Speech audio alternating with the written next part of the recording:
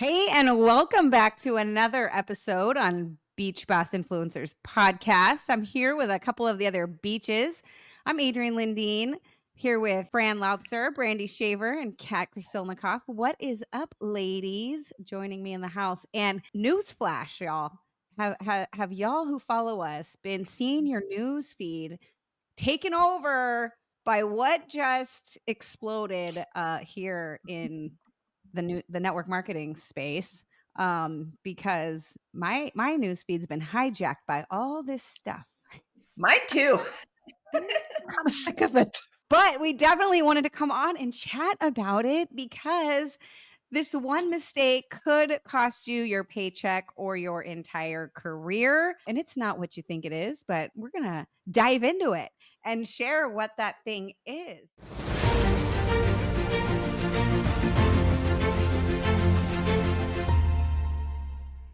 For those who've been living under a rock and aren't aware, but you're in network marketing, you're in direct sailing, you're in direct selling, you're in multi-level marketing. You're in one of those companies that's not called network marketing. It's called something else. Which really is network marketing. But you might want to get your head out of under the rock because, gosh, what just happened, y'all? We had a company just completely, boom, shut down, close its doors, no warning to the field, no warning to employees inside of actual HQ. And this is all just from what I've been gathering from the Real Housewives of Network Marketing on my newsfeed. So, but leading up to this, y'all, we have seen so many other companies turn to affiliate, right? And it was kind of like boom, boom, boom, boom. And then this was kind of like a Moab of what can actually happen inside of this industry. And it's been happening for years. But what do y'all think about everything going on? How would you respond if you were building right now? Because again, they closed the doors. I think it was the day before payday. Mm-hmm.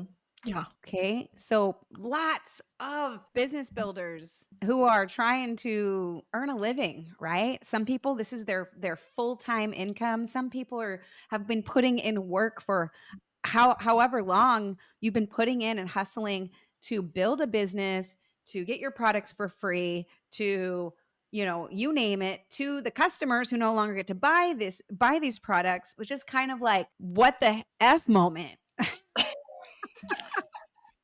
Absolutely. It sure was for many, many people who got blindsided, or at least that's what they're saying, that they were absolutely unaware. And it probably felt like for many people like slap in the face. Of course, there could be a lot of emotions, happening, victim mentality, whatever you call it. And it sure does, it affects you in a certain way because if you've been putting your heart and soul and blood and sweat into something for many years, that's been literally like taken from under your feet, like a rug was taken under your feet, right? So what the question is, what smart people are going to do about it? Or already did, and what you should do if you're starting over to avoid being blindsided, right? And how you can recover from it quicker and build brand new income from ground up a lot smarter and faster. I think there's a couple things we want to just drop in here, right? This isn't like a startup company that just popped up and then was gone, right? Like it'd been around. How long have they been around for? 23 years, I think. 23 years. 20 years.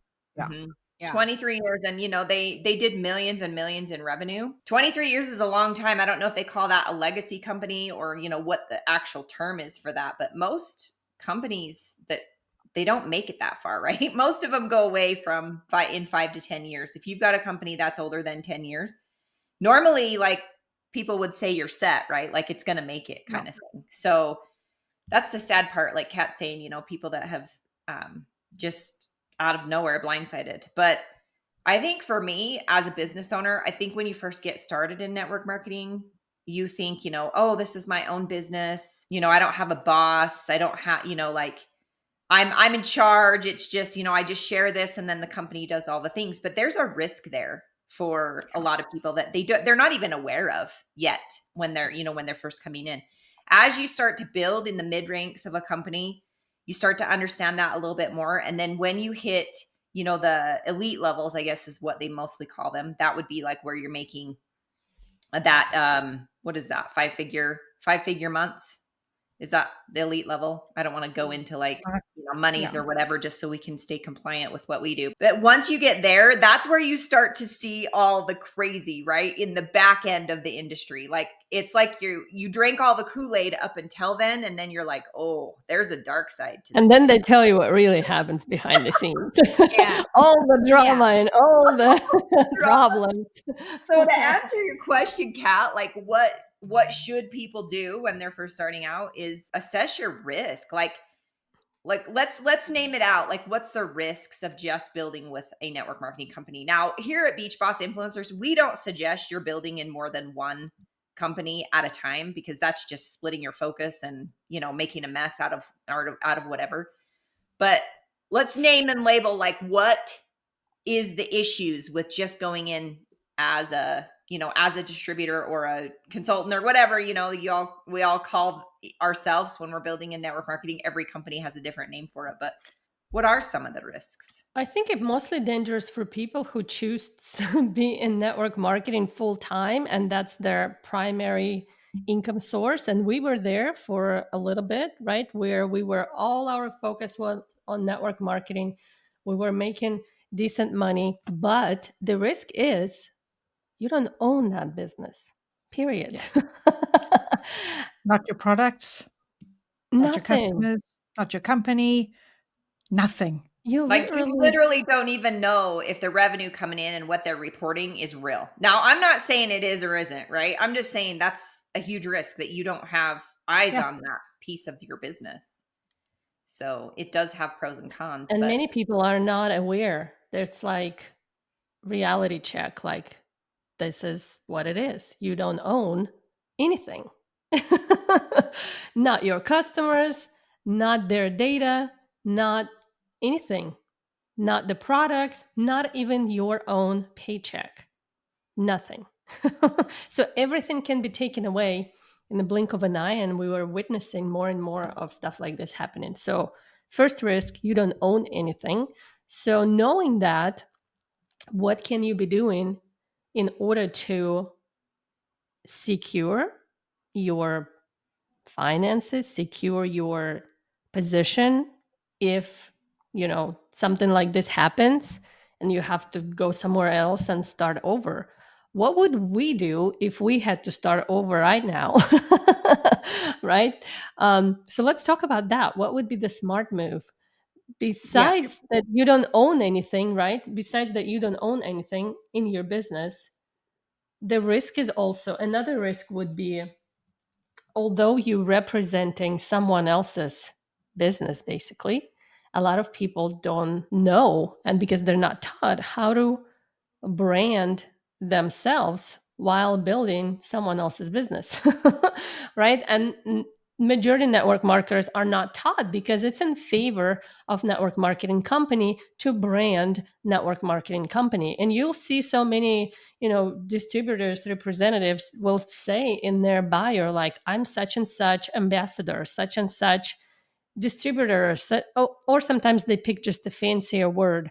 Instead of distributors, they will say, I don't know, something, legacy builder of this company. You're building someone else's legacy, not yours. So that's literally what you're doing, right? So, and it's in favor of network marketing companies because you display their information. You do free marketing for them. Yeah. That people will buy the products regardless whether it's from you, someone else, their corporate website, or whatnot, right? As long as their name out there and you constantly, or someone constantly, saying it here and there, building their presence, their brand, that's all the matter for them. And they want you to brand them, not yourself. When they go under, you're the one who's going to end up losing more than you think, right? So this is kind of like two risks that came to my mind. What else? Well, there's two types of people in this situation right now. If you are someone that's in a situation, or because like I said, this has gone on in the industry before, right? You're going to have leaders and people who have a team and people who have a following who are going to be able to pick where they're going, pick which company they're going to align themselves with, move, and their following and team will move with them. Okay. And So there's no break in their check. there's No, right. So they can be up there might be and a little running. drama in the process, right? But they're not like destitute all of a sudden, right? Right. Yeah. And then there's going to be like the majority of people who might have some teams that they've built off of their warm market, right? They have some customers, whatever, but they haven't built the influence yet to be able to say, I'm going to go over here and now we're going to start back up again and you're all coming with me. Then what? They're not coming with them, right? Yeah. And I can tell you this because we built it, we branded ourselves, we built it, and then we lived it. Okay. So when we chose to move because it was better for our team, compensation was better, products were great, we could align with, we were able to turn around and end one chapter and turn around and start another chapter without skipping a heartbeat of that income, because we built the audience, we built the following, we built the influence, we built the relationships with that audience. And guess what people said? They were like, we're kind of like, I don't want to say dreading the conversations, but you're going into a conversation like that of we're moving, right? And it was just like, I have followed you for this long. Like, just tell me where we're going. I'm coming with you because I'm following you. It's not following the company. It's not following the product. It's following the leadership, right? So, and again, we lived it. But we did it voluntarily. Ours Did it ours was voluntarily. shut down. Yeah. Did it voluntarily. But guys, if that company had closed on us, we could have done it again.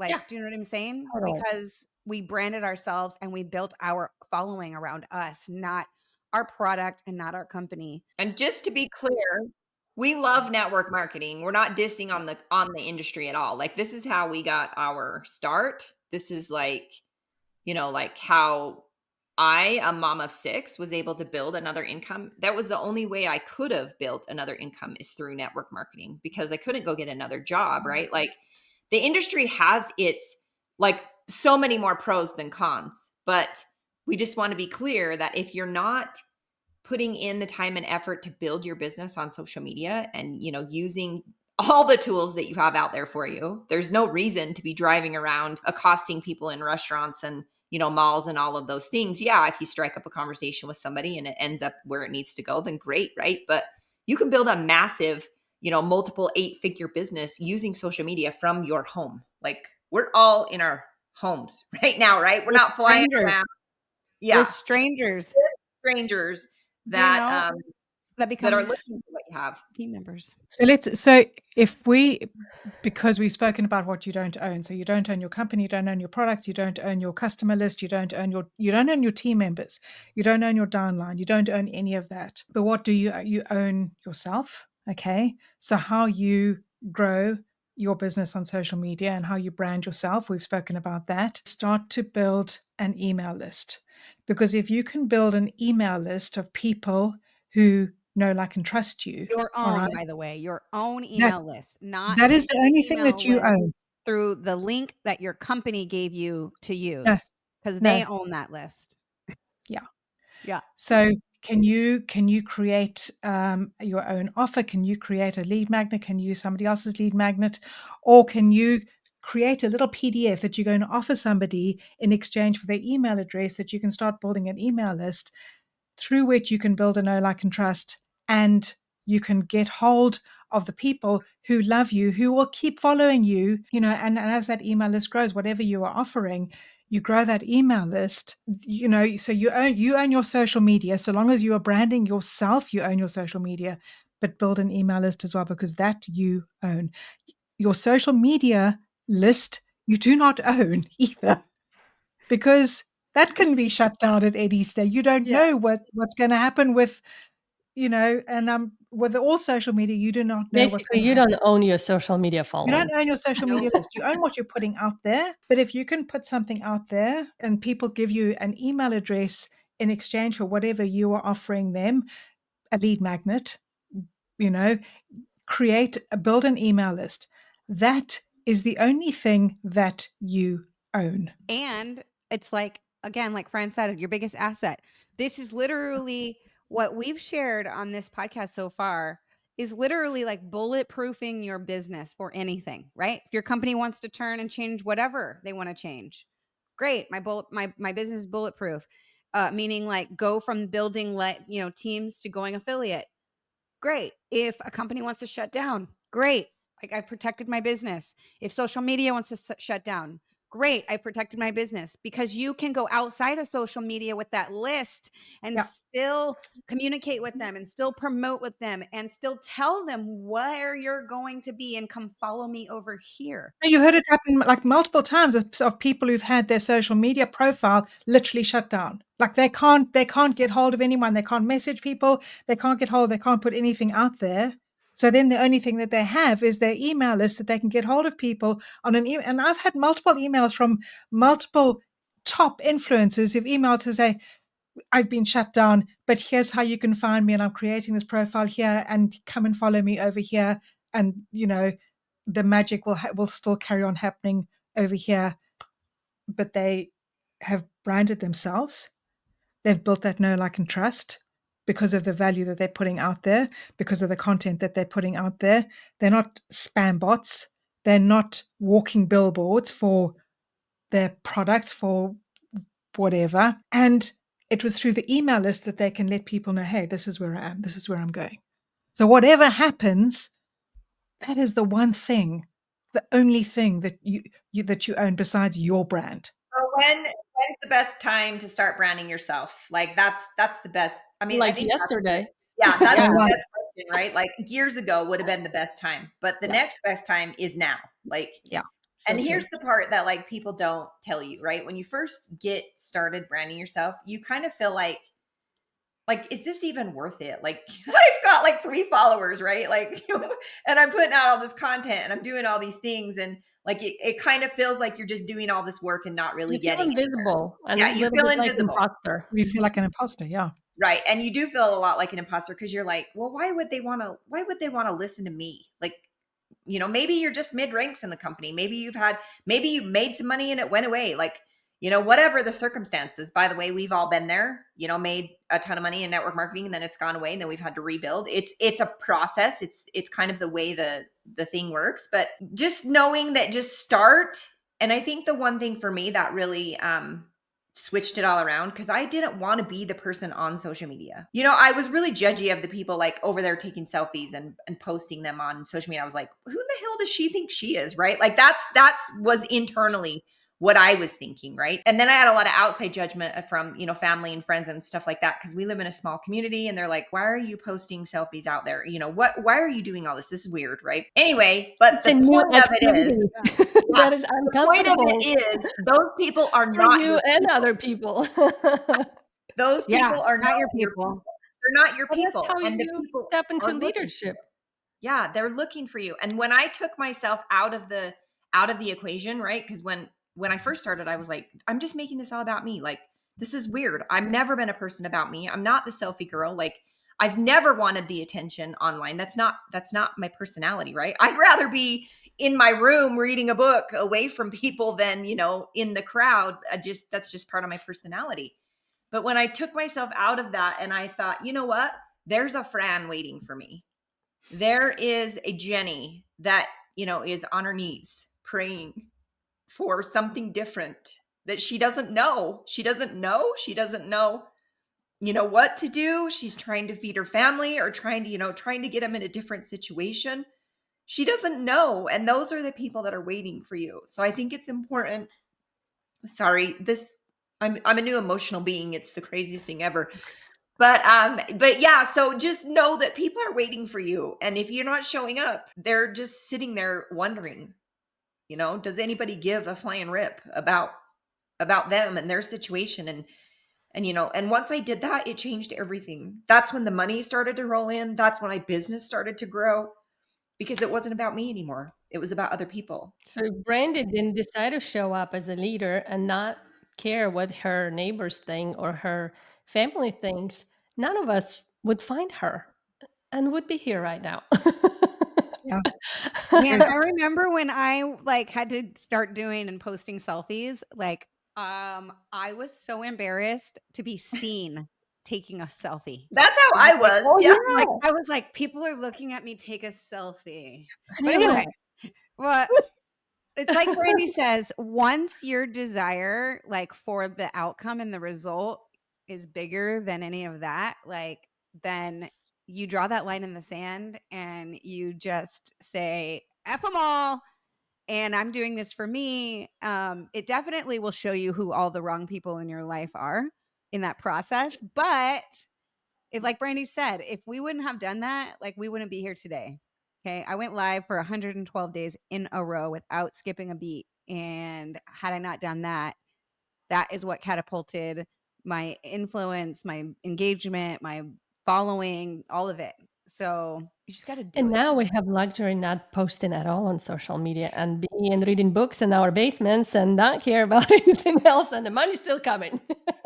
And Yeah. every network marketer that comes through our doors, like we teach them exactly this, right? We teach them how to brand themselves and how to build their biggest asset, which is their list, and bulletproofing their business. So no matter what blows up, no matter what bomb drops in your lap, right? You've got to pivot and you have a fast pivot and you don't have to worry and freak out and do all the things. Yeah, and I think if you're looking for, okay, well, what's my first step, right? You're going to want to grab the link that's with this video, this podcast, right? You'll want to grab that because it is going to teach you the step-by-step process. Like that's the great thing about Beach Boss influencers is we work in process, right? We don't work in tactics. We don't work in, the fads. We don't work in like what's going to work next week versus what worked last week. We work in process, and that process stays, that strategy stays. It's the same strategy, from 20 years ago. It's just the tactics, like we say, and the fads kind of change depending on, if reels are, when we got started, lives were the thing, right? Guys, like lives were the thing. Now it's all about reels. I mean, lives are important too, but reels are, are kind of where it's at right now. But maybe next week it's going to go back to stories, right? You just don't know. But the strategy stays the same, the process. You've got to grow that audience of people that know, like, and trust you, and your people, like we were talking about, the right kind of people, right? If you've got all these tire kickers and whiny babies and dodo birds or whatever, then those are not people you want to be working with. But if you can build the right audience of the right people, you will love your business again. It will become fun. You'll start to make more money than you've ever made again or made before again, because it's like incredible. Like your energy that goes into it is just so much better. So anyway, grab the link and we can teach you piece by piece how to do it. Good chat, ladies. Good chat, beaches. And if you enjoyed this good chat, spilling the tea, updating you on how to make your business bulletproof, subscribe and follow us and join us on our next episode. So until then, peace.